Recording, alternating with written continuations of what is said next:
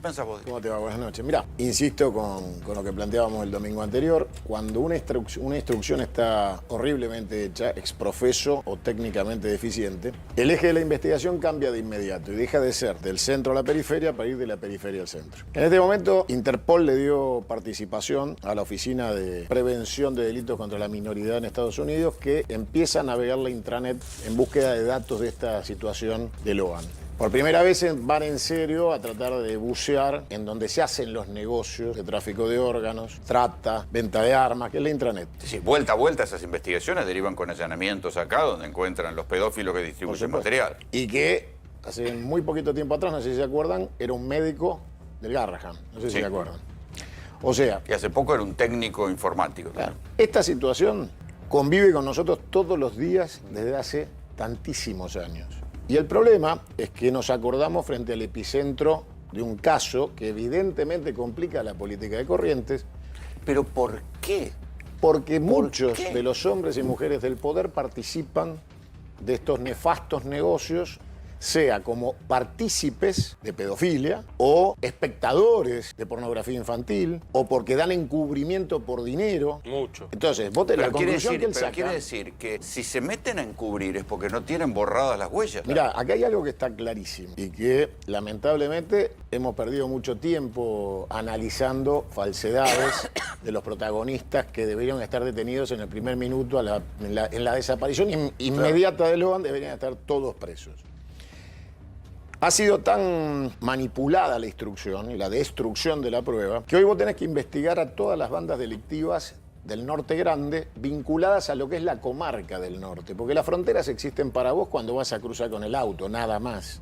El delito no tiene fronteras, es una gigantesca comarca delictiva, narcotráfico, pedofilia, venta de órganos. Caminando. No existe. Vos en la triple frontera pasás cruzando el cordón de país, sea Argentina, Paraguay o Brasil. Todos saben que en Paraguay vos cruzás la frontera y la población de esa comarca, la población civil, cambia de dial, tienen otra realidad. En este momento, Paraguay, que nos pueden estar viendo por América en Paraguay, nos escuchan a nosotros y tienen otra realidad totalmente distinta. O sea, Loan no es la prioridad del pueblo paraguayo, es nuestra prioridad.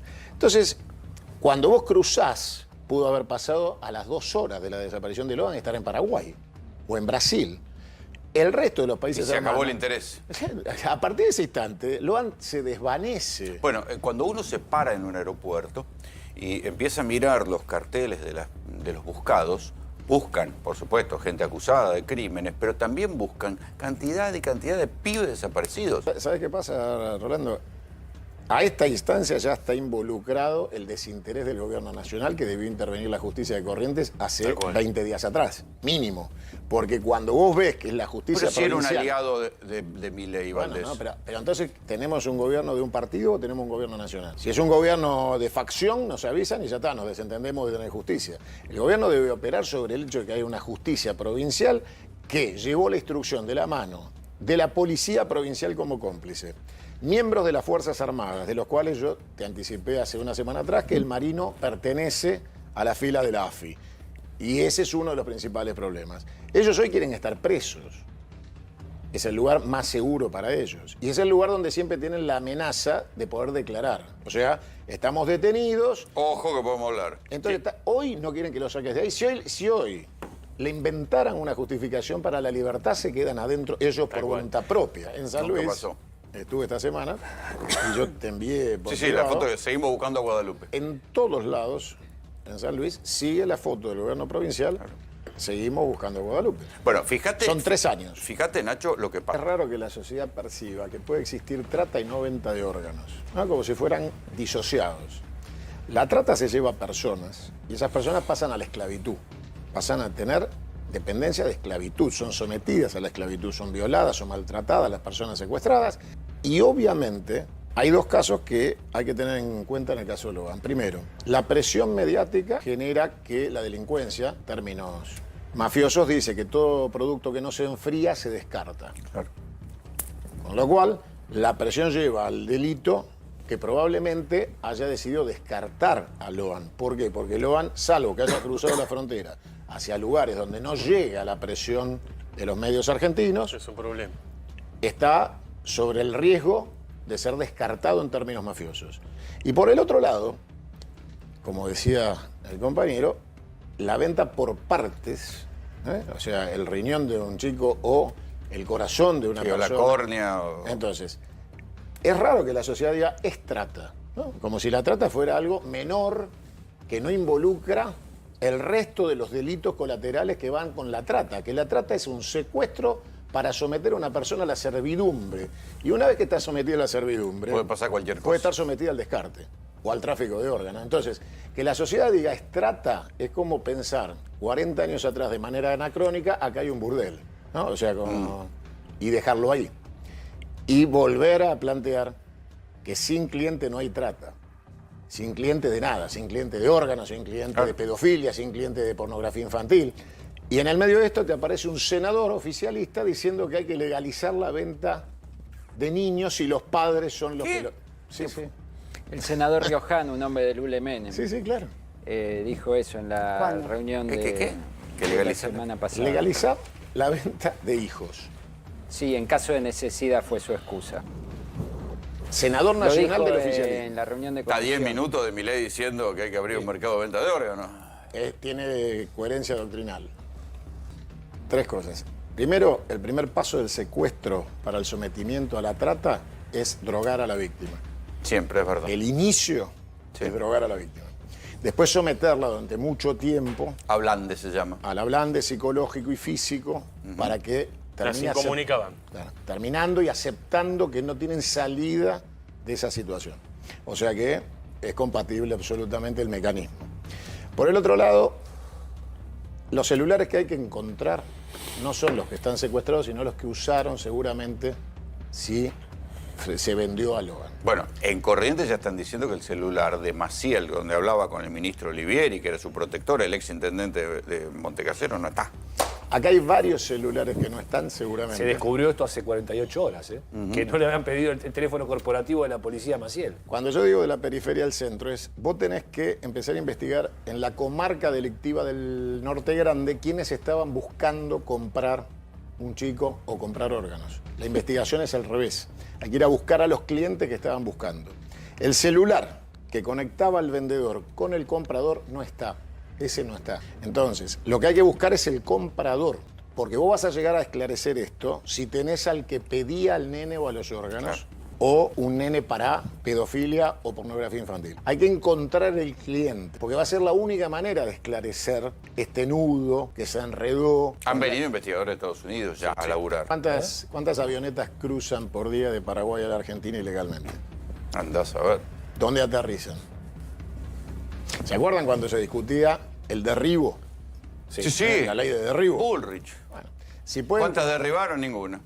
Entonces, pongamos en orden algo. No hace falta ni la vía fluvial, ni la vía terrestre. Logan pudo haber desaparecido en media hora de la Argentina. Sí, se supone que hay un enfriamiento de la persona, digamos, donde... Al revés. O se trata de esto sale. es... Rápido. rápido. ¿Qué Cuando hizo se Maciel? complicó la salida... Ganar tiempo. Claro. Sí. Esperen porque recién les mostrábamos a Caliaba declarando, pero ahora lo van a escuchar qué decía el ex capitán de navío Carlos Pérez.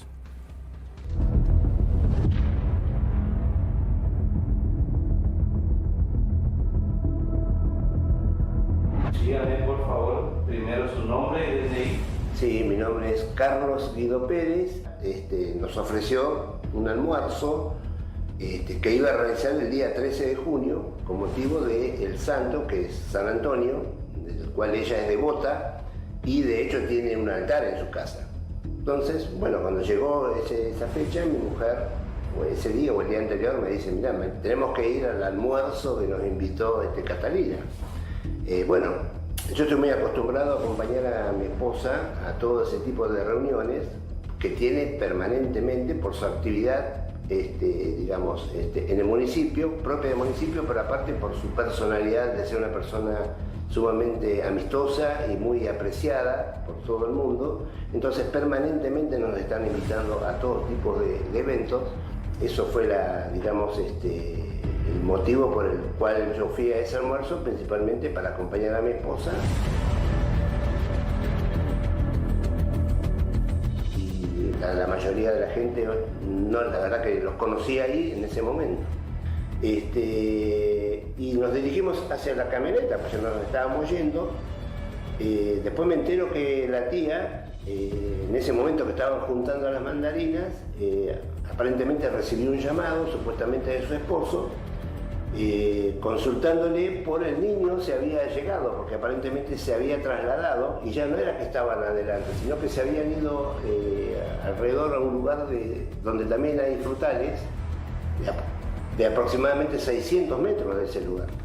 Y el niño, que durante la comida un par de veces él había ido y había venido, tenía una especial preocupación por el caballo, porque aparentemente habían venido con su papá a caballo desde el 9 de julio. Y yo me acuerdo que vino el niño un par de veces, papá, el caballo, que se estaba preocupado porque el caballo estaba suelto, y bueno, tenía temor. Supuestamente el niño ya se venía al encuentro del lugar donde estábamos con el padre, y es cuando esta tía recibe ese llamado de que para confirmar si había llegado. Acá no llegó todavía aparentemente.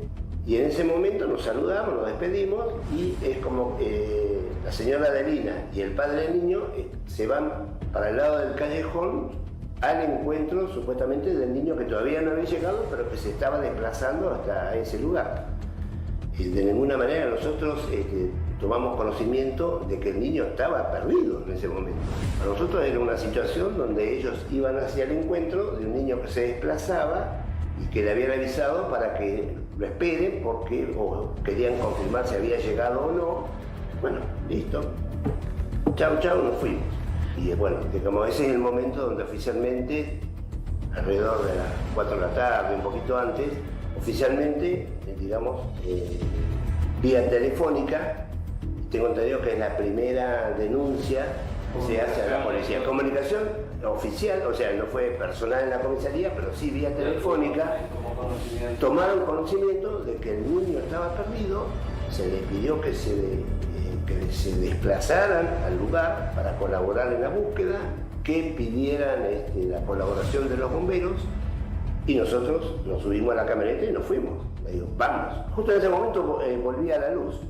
Y era el momento que empezaría el segundo tiempo, así que eran las 4 de la tarde aproximadamente.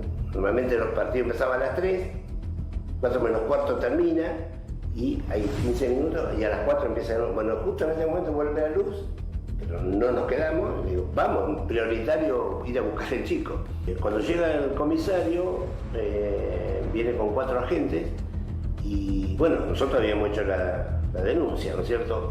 Así que bueno, me aproximo a comentarle más o menos lo que había ocurrido, y me dice, nosotros nos demoramos porque estábamos en otro operativo, creo que un incendio, algo por el estilo. Por eso es que habían tenido una demora de 2 horas o más, desde el momento que se hizo la denuncia hasta que llegó la policía. Alrededor de las 6 y media de la tarde, casi coincidente con la venida del comisario, lo veo así al tío político que viene, pues yo en ese momento había terminado el recorrido y me puse a descansar un poco, estaba agotado. Y él llega también en ese momento.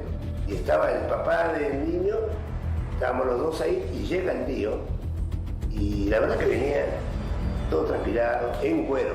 Bueno, es más, ellos están presentando una imagen donde ponen las hipótesis de conflicto, estoy hablando en términos navales, las hipótesis de la desaparición del niño, y nosotros estamos como hipótesis número 1, han puesto mi foto de casamiento con mi esposa, y somos la hipótesis número 1. O sea, nosotros somos los que, si hubo una trata, un secuestro de un niño para negociarlo, nosotros somos los compradores. No lo puedo creer, sinceramente. Quiero volver un poquito a lo que habías contado del diputado que propuso, ¿cómo fue? Legalizar la venta de niños. Senador. Era que tienen 8 o 9 hijos, alguna vez han dado, como se dice, a algún chico, y si nosotros lo sancionamos, dejamos todo el resto de la familia sin protección. Esto es una de las realidades que tenemos, y que, lógicamente, toda excepción a la norma penal es odiosa, pero que lamentablemente tenemos que tener en cuenta. El proyecto o la propuesta de la comisión es el artículo 139 bis. Se impondrá presión de 4 a 10 años al que reciba y a quien entregue a un menor de edad mediando precio, promesa de retribución o cualquier tipo de contraprestación si no resultare un delito más severamente penado. Quedan exentos de esta pena. Primero que estamos frente a la ausencia del Estado que quiere legalizar la situación y no solucionarla. El senador, que nos tendría que explicar cuántos hijos se pueden vender si uno tiene 8, ¿no? Hasta cuándo Claro. es necesidad. Claro. Tiene que existir un piso de necesidad, es decir, con O sea, 2 ¿cómo, te tenés que imaginás quedar. cómo lo reglamentás esa ley? Claro, tenés 8, hay que reglamentar un cupo. Claro, negociamos. Claro, cuántos se pueden vender y cuántos te tenés que quedar. La perversidad de tener un senador nacional que pueda decir semejante barbaridad. El presidente que dijo en campaña que los niños se pueden vender porque Murray lo escribió y que la venta de órganos debería ser legal. Y la situación de ver a alguien, como veíamos recién, un ex marino que es miembro de los servicios de inteligencia, hábil declarante, que no aprendió que no hay que mover las manos cuando uno habla si declara, ¿no? Que el lenguaje corporal niega el relato verbal. Entonces, fíjate que él dice, no fuimos, ¿no? Las manos hablan. Tiene que aprender la segunda parte que no aprendió. Se ve que siempre interrogó y nunca fue interrogado. Pero son secuelas de vicios setentistas. Este negocio fue un negocio del genocidio de Estado. El tema de secuestro de bebés, tortura, muerte y desaparición es la triste y oscura dictadura militar. En este caso, si bien él se incorpora en el 80 a la Fuerza de la Marina, vive los últimos 3 años de la dictadura dentro de la Marina y obviamente, como te conté hace un par de domingos, maneja información de aquello. Yo recién marcaba... Él trabajó en la base Trelew, una base que ya en democracia terminaron varios destituidos y algunos presos por seguir haciendo inteligencia interior. Lo mismo pasaba, te recuerdo casos, el Clan Pucho. La mano de obra desocupada en democracia trató de encontrar actividades para las cuales se habían preparado. Pasó del otro lado con el Gordo Valor, que pertenecía a la columna norte de Montoneros y terminó aplicando la revolución al robo de blindados. Digamos, la Argentina todavía tiene secuelas en el 2024, aunque parezca mentira, no solo del dolor de la desaparición y seguir buscando nietos desaparecidos, sino gente vinculada a aquellas épocas que está vinculada a estas épocas. Y eso pasa con este señor que acabamos de ver, que con un nivel de hipocresía supino, cree que hizo una buena declaración, ¿no? Cree que esa es una buena declaración.